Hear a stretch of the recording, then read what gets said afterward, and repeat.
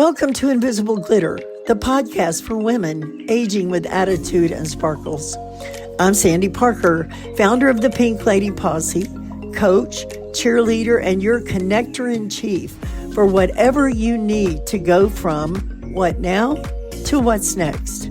Each episode brings real stories of women rewriting their lives, leaving us with tools we can use and inspiration that motivates. Because your next chapter, it's not about winding down, it's about lighting up. And the most powerful glitter is the kind no one sees coming. Let's go.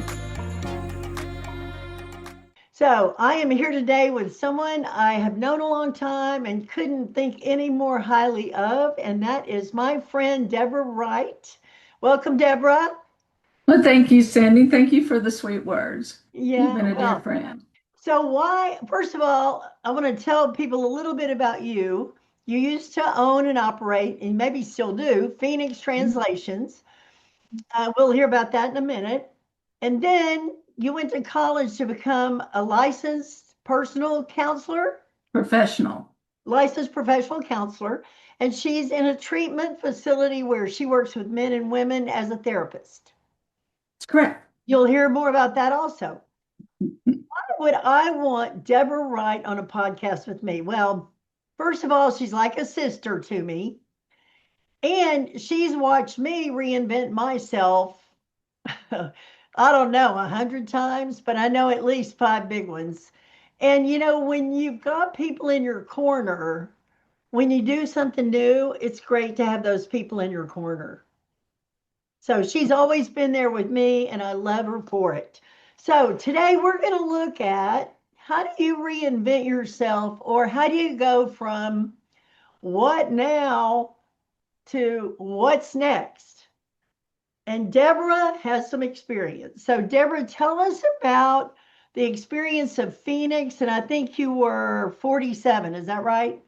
When I started Phoenix, yes. Kind of give us the background and the story about how you created Phoenix.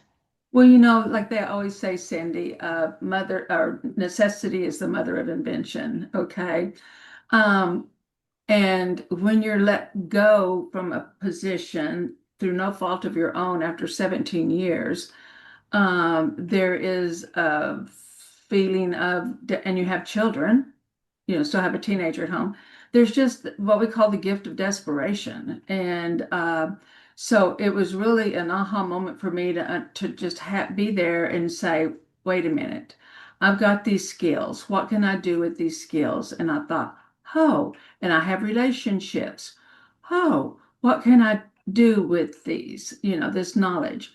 So that is really, I needed to get a job. I needed income fast. I needed a job fast. So I started my own company. And that really, and because of my relationships with my clients that I'd had for 17 years, I reached out to them. Again, it's your community. I reached out to them, and it took off day one. Now, let me ask you this. What's it like to call that client and go out on the skinny branch and say, what was that like? You know what? It was because of my relationship. It was not as, actually, anger. Anger sometimes gives you a lot of really good energy if you can channel it the right direction. So it was like a revenge, whatever you want to call it. But it was a matter of calling and saying, hey, here's kind of what I'm doing. And I just would really appreciate it. We've worked together for a long time, or this, that, or the other. And I would just, what do you think about that? And because of my relationship, many of them said, we work with you. It's about relation. We don't necessarily just buy widgets unless it's from, say, Walmart or something.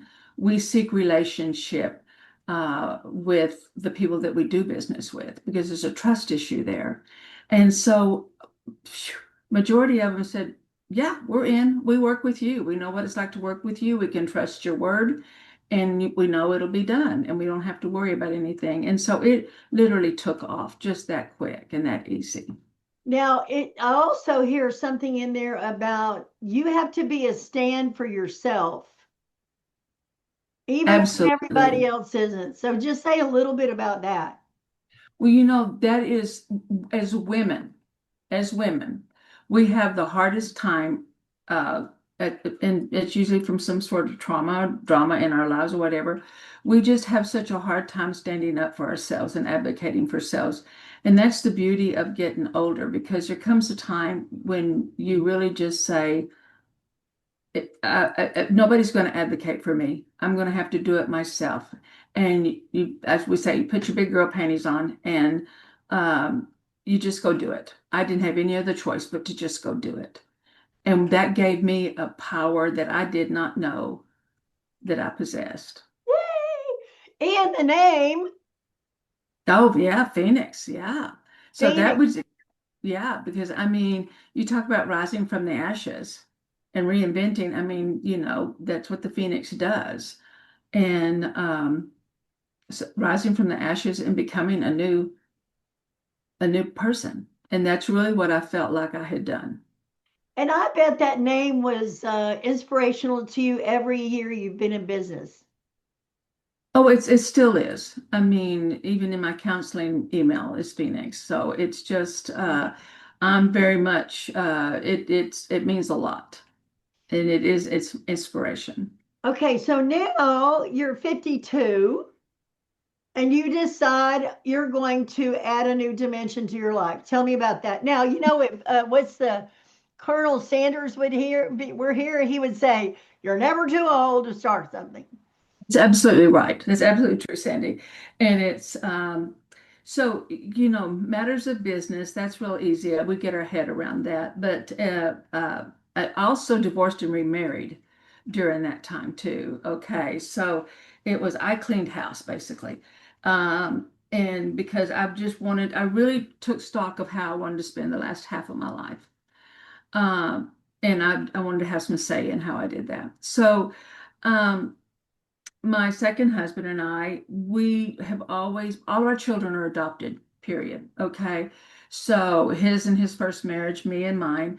And we've always had and we've been empty nesters for quite a while.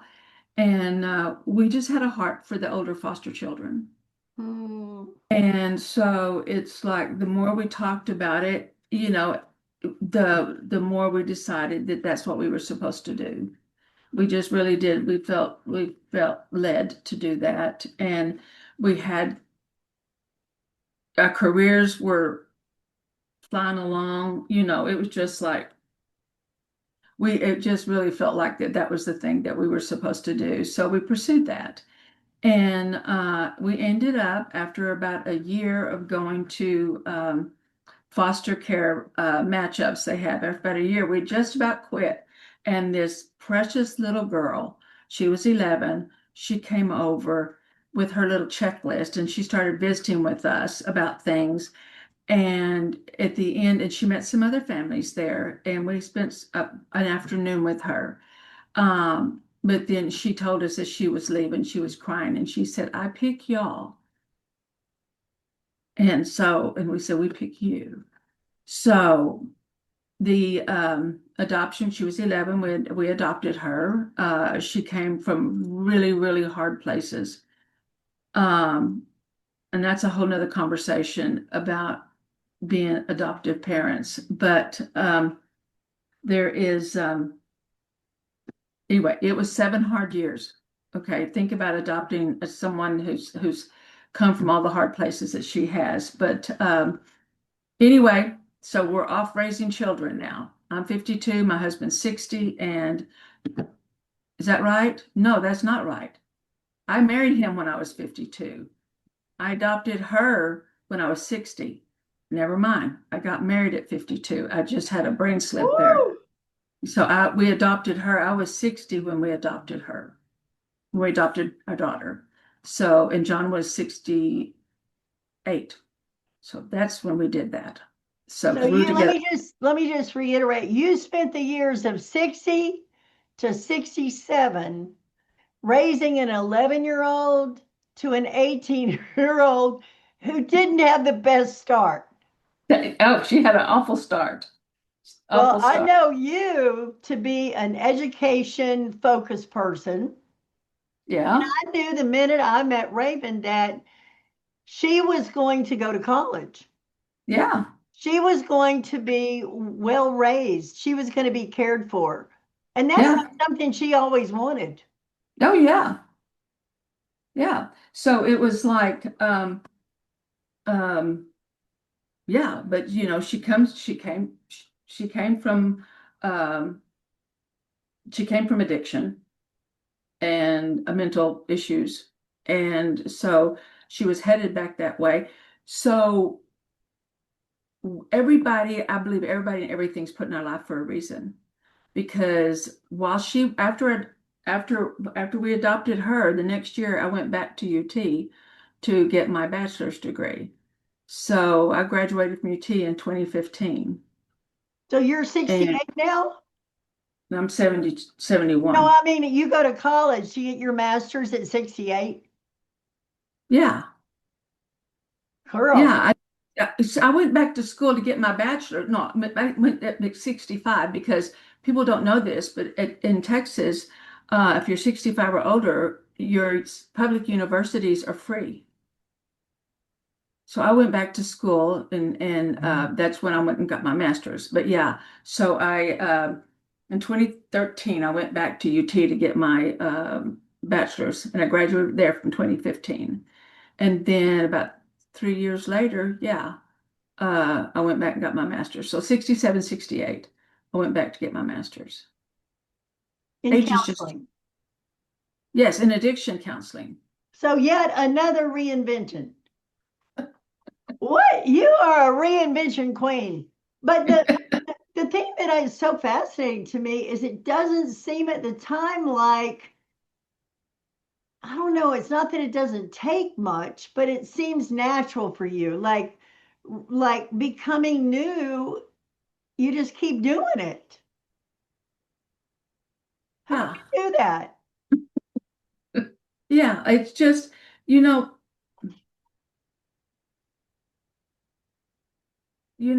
sometimes I get pissed off. Can I say that? Sure. So sometimes I get pissed off because I still have things I want to get done and I want to do and be and have and not so much have, but it's like the clock now is working against me. But it's I feel frustrated by that. But it is like we are so much more than than we think we are. And we have so much more capabilities. I mean, some people are some people are good retiring. I will never retire. I can tell you that right now. Um, Well, let me ask you this because you're in yeah, counseling. You know, they say there's an epidemic of loneliness. yes. How is that? Well, I mean, everybody lives in silos now. I mean, with their social media and what have you, it's like um how many people do you have that come maybe you have a lot that come over and knock on your door just and come in to visit or have a cup of coffee or just to spend time with each other. It's like we are all rushing so hard all the time that there's no connection. And so my clients that come in here, they just both men and women, there's such a huge disconnect from our emotions and from because we're made for connection. We are made for connection, hardwired for it. And not to have that is leaving out and people don't even know how to do that. People don't know how to do that anymore. And when they're having classes in the universities to teach people conversation with others, that's a really sad statement about where we are. Well, you know, when Rodney passed away in 2019, I went to grief counseling with hospice, and the six ladies that were all her husbands all died at the same time or within a month of each other. We have stayed together on Zoom on Monday morning at 9 o'clock for 6 years. Yeah. We just didn't give up on each other. We said, you know what? That's part of the reason we started Pink Lady Posse, because every woman needs a posse.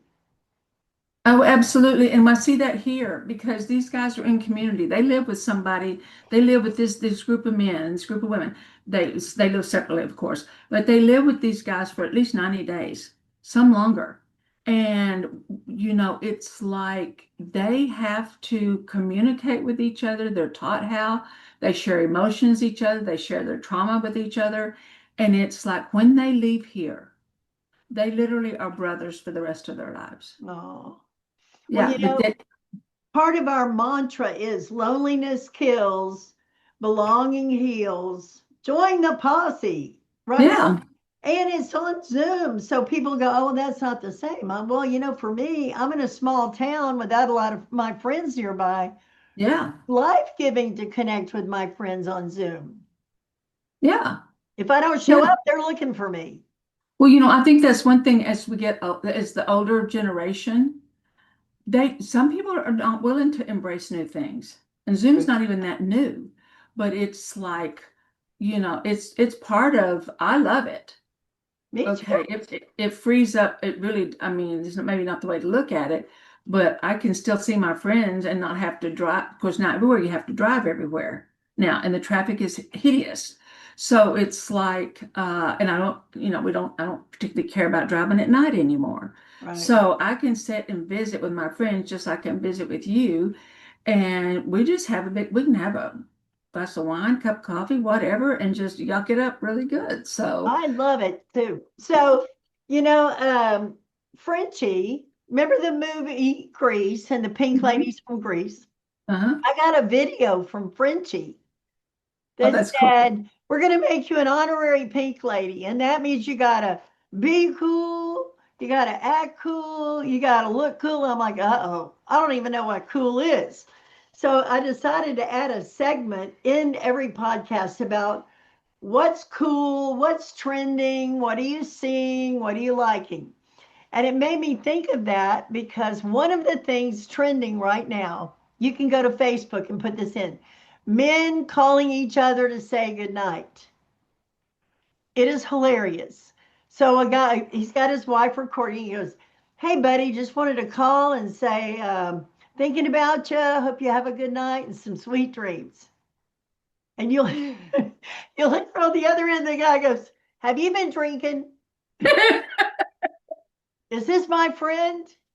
And then a Uh, woman will do it and to her friend and say, "Just thinking of you, want to wish you good night." And they go, "Oh, that's so nice of you." So uh-huh. really a trend worth watching. And I like what you said about high time men start connecting that way. What were you thinking? Oh yeah, yeah. I mean, just connected with their emotions, and it's awful sad for guys that feel that brotherly connection, and they can't even say anything to their friends because their friends think they're weird. Yeah. So that's something that's just really needs to go away. Well, what So. is something you think is cool? You know what I think is cool about is the actual freedom that it gives. It is freeing when you don't worry about and you don't care about being other people judging you or not liking you or whatever. When you can just be yourself and be authentic, that is, and be truthful. Hmm. The story's always the same. You don't have to worry about what you told this, that, or the other. And it's like that freedom alone is it's unlike anything that I've ever experienced, or that I did experience growing up, because it seemed like there was no way you could do that. Well, and you said you become bohemian on me. Oh yeah, I have. It's all about comfortable clothes, sandals, flip-flops. If it binds, it goes in the trash or right or to the thrift store. So if it pinches or binds or put something somewhere that it doesn't belong anymore, well, then I will just get rid of it. It's not in my repertoire. Yeah. Well, So, when I was doing the research for Pink Lady Posse, I just thought, because 50 to 90, that's quite an age range. But I asked, what the average woman who's 60, mhm. how much longer is she going to live, actuarially speaking? And the answer is 26 years or I believe it. 9,500 days. Longer than it took to give birth, raise a child, and have them leave the house. Amen.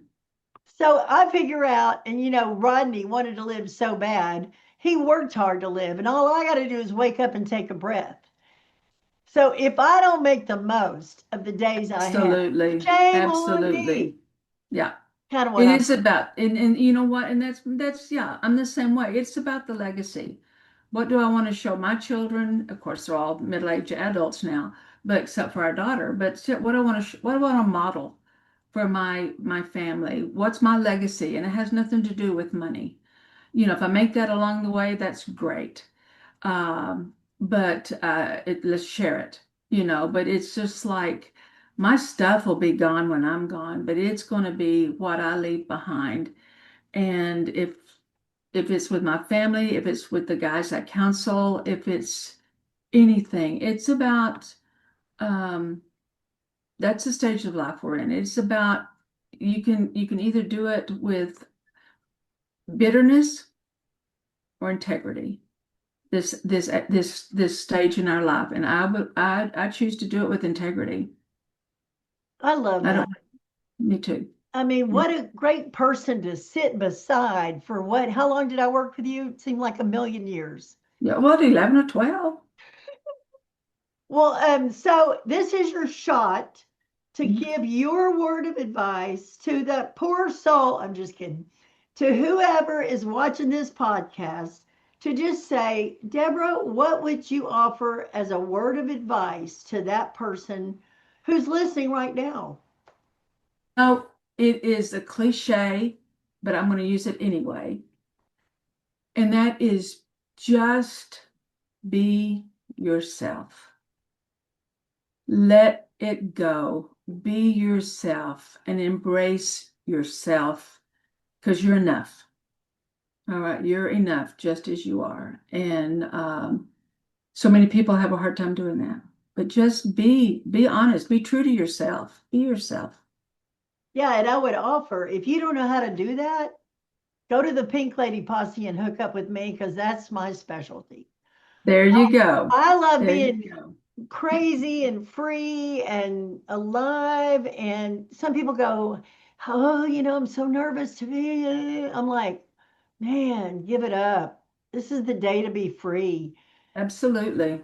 It is about freedom and it is freeing. And so, um, yeah, I mean, don't do your second half, what time you have. If look at your past and see what you want to change, what you want to let go of, what you want to keep, and And just go get from there. going. Yes, and get going. Absolutely. Time's a wasting. My husband now, Steve, was married when his wife was sick for the last 6 years of their marriage, and he was the caregiver. And I said, do you have any regrets? He said, I regret waiting for retirement to start Hmm. living. Like she died before we got to retirement. You know, and guess what? He and I are going to Italy to see Andrea Bocelli Oh sing my in his goodness. own theater in Tuscany. That is so awesome. So awesome. So I'm going to try to live the best years of my life and model, like you said. I love it that my legacy is not what I'm leaving behind, but how am I living that someone else can learn from, imitate, Yeah. Yeah. live their best life. Well, Yeah. other things are coming. Thank you so much for being in my beginning podcast because you're my wing woman.